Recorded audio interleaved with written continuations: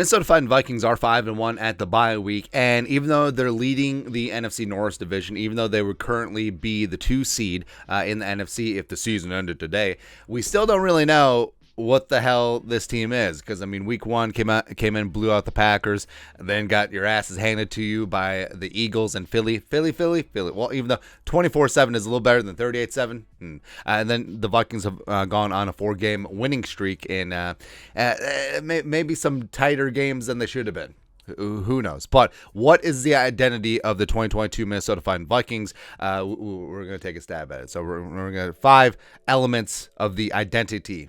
That's right. Next up, for our first up, number 1, they find the big play. Now, the Vikings in these last 4 games, which have been very near-run things, even though, yes, they should have just blown out the Lions and the Saints and the Bears, oh my, is what it is. But finding ways to win close games, it really does speak to the character and grittiness and resiliency of this team. Plus, I think that the reputation does carry over. I mean, when a team gets known as a cardiac team or a team that pulls out wins at the end, I mean, the opposing team factors that in. It's like, oh, they're hanging around, or, oh, we made a mistake late, and all of a sudden, oh, here come the Vikings. Oh, same old Vikings just getting it done in crunch time again. I mean, it's a pretty good reputation to have, man. But like a timely turnover, Dancer just ripping the ball away from ISM in the Bears game, last-second heroics. I mean, they've won 4 straight games by a total of 22 points. So, I mean, yes, these contests have been very tightly contested, but overall, I think it does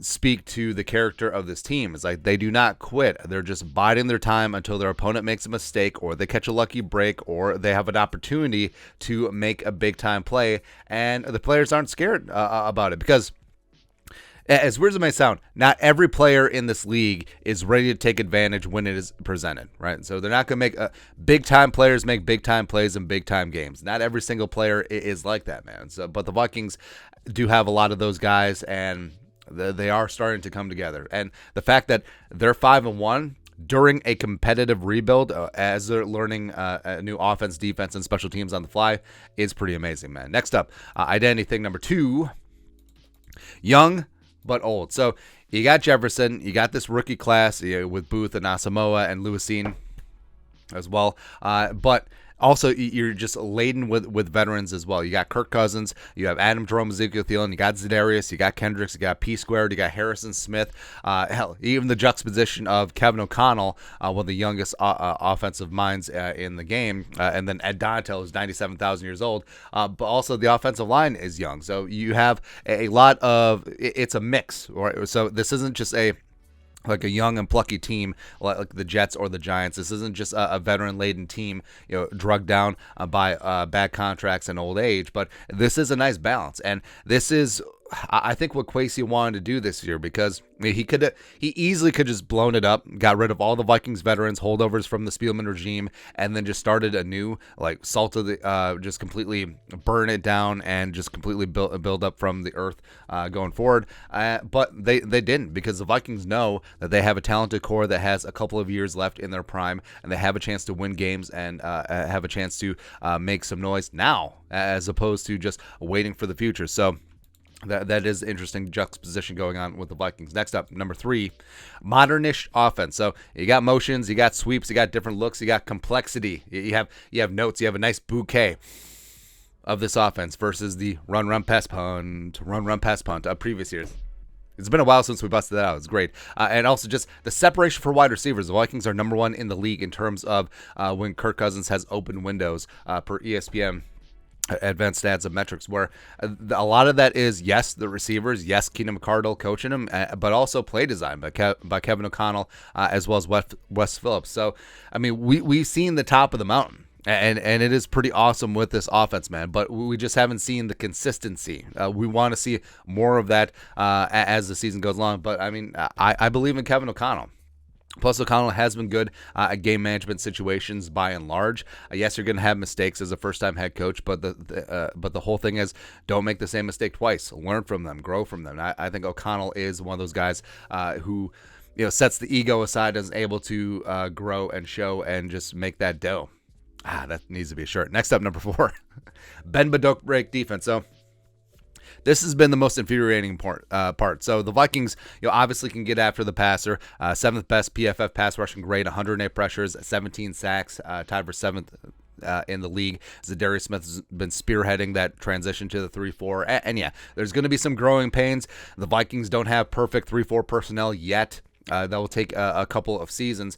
But I think the Vikings they patchwork things together nicely. And what's frustrating is the Vikings, we've talked about this. Ed Donald just has them sitting back in soft coverage, trying to play the Tampa 2, two high safeties, even though Harrison Smith does his best work down in the box. And you don't want to give up the big play, but then you just give up all the medium plays underneath. And that is so frustrating, man. They're 26 in yards allowed, but they're only 11th in points allowed. So it is hey, we'll let you have everything between the 20s, but then we'll buckle down on third down in the red zone.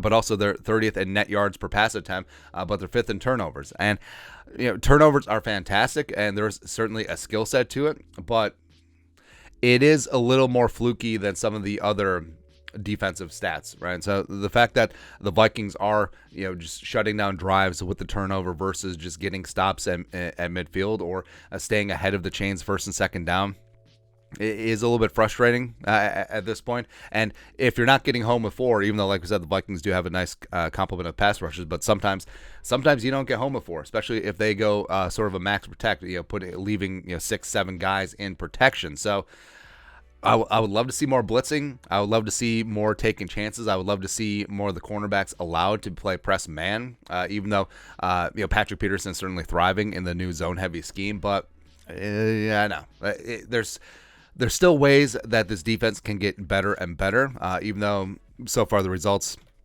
they've been all right. They've been all right. And lastly, number 5, elite teams. So teams means special teams. The third phase, very important, man. So minus Greg Joseph at times, man. Come on, third leg Greg. But Ryan Wright is probably one of the better young punters in the league. He's doing fantastic, leading the league in terms of down inside the 20. Also hasn't had a touchback yet this season, but also the coverage units, the return units with King Kene and Jalen Reagor. It's just a matter of time until they bust a big one. And all that hidden yardage matters because the Vikings, I don't know if you know this, they're number 1 in the NFL in starting field position, their own 32, and number 1 in the NFL in opposing starting field position, their own 24.4 yard line. So it's all that hidden yardage that matters, man. Just where you're able to flip the field if you're backed up in your own side, and that completely changes things, or you're able to pin teams back if you stall out at midfield. I mean, and then also if and when your defense gets a stop, being able to get a decent return on, so you start with a good field position. All that adds up at the end of the day. So all that hidden yardage is really racking up and stacking up, and Matt Daniels has done a phenomenal job with special teams so far this year. And also, I think that he's got the charisma and personality to be a head coach someday. I think that you can see on the sidelines that the third phase guys that they really buy into it. You just see their body language; they're hyped up when they make a big time play. And not every team, their special teamers feel like they're part of a team. They just feel like, oh, you're just the backups. You just play here and there. But no, like with the Vikings, special teams are starters. And I love that mentality, man, and it certainly shows up on the field. But that's it. Who knows what the 2022 Vikings are going to be? But that's our stab. That's our stab at it, man. But let us know your thoughts and our thoughts in the comment section below. Subscribe for daily Vikings takes. Want to support the work? Put a little something in the Venmo. But till next time, Skol, production value.